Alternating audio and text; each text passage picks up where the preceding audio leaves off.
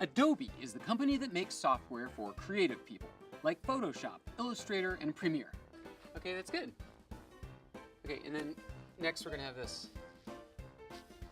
Okay, last year, Adobe announced that it would no longer sell these famous programs, it would only rent them. A lot of people were furious. They can't buy one copy and use it for years. They have to pay every month forever. Okay, that's good. Can you add like some pitchforks and stuff? What do you call this?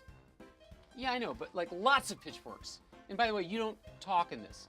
This is Johnny Goldstein, everybody. He's a graphic recording artist. Since this is all about Photoshop, I thought it would be cute if he sort of illustrated the things I'm talking about. But he has no dialogue. Okay. Yeah, that's better. For decades, Adobe had written a new Photoshop version every 18 months or so with a ton of new features. And now they were saying, wouldn't you rather have us add each new feature as soon as it's ready, all year long, and have this steadily improving copy of Photoshop? Yeah? Great! Then you should pay monthly, like you pay for phone service, because now it's software as a service. So fine, except that last week, after all that, Adobe delivered Photoshop CC 2014, an annual release like in the olden days. What happened to that thing about no new annual versions? Okay, and would you like to know what's new in Photoshop 2014? Okay, first of all, they have a thing called spin blur. No, I got this. Here, I'll show you. Okay, first, a new blur feature that lets you make things look like they're spinning. Second, you can see what type will look like as you walk down the fonts menu. Now you get to see how far apart things are, and you can quickly cut something out of a photo based on which parts of the photo are in focus. And there's a couple more little features, but they're edge cases. There's no more big breakthrough features like there were in the old days. I don't know. I'd use a couple of those features. You are here to draw, my friend. Now, there was another announcement last week.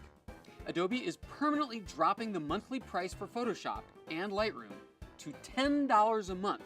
Not 20, not 30. The question is, does that price now make renting a better deal than owning? Let's do the math. When you could still buy Photoshop in a box, it costs $700. And every couple of years, you'd upgrade to the new version for $200. After 5 years, you'd have paid $1,100. Nowadays, you rent Photoshop for $120 a year. At that rate, you could rent for 10 years before paying as much as you would have for 5 years before. In fact, even if you skip an upgrade or two, renting still gets you about 7.5 years for the price of 5. In fact, buying the software outright isn't a better deal until you've owned Photoshop for about 30 years. And besides renting, you've always got the current version of Photoshop. Plus, the rental plan also gets you Lightroom for organizing your photos and 20 gigabytes of online storage for your photos. Now look, let me be clear. I don't like that Adobe is forcing everyone to subscribe.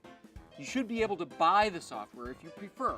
That's how Microsoft does it. And I don't like that Adobe can just jack up the price whenever it likes, and we'd just be hosed. And after a whole year of this subscription business, they really haven't added anything irresistible to Photoshop, just little nips and tucks. But I will say this, thanks to the $120 a year plan, there's finally something in it for us, the Photoshop fans.